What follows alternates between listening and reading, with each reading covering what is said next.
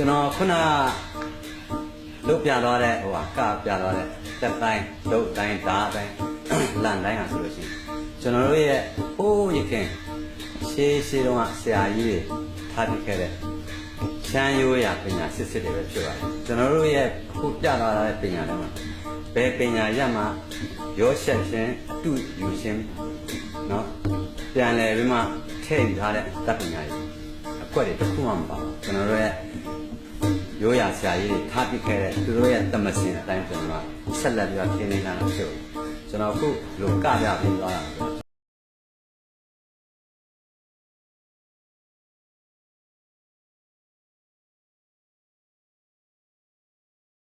ပြတာလည်းရတဲ့အတွက်ကျွန်တော်စိတ်တွေကအရင်တော့လိုငယ်ငယ်တော့လိုပဲအများကြီးနှုတ်ပြသွားပါတယ်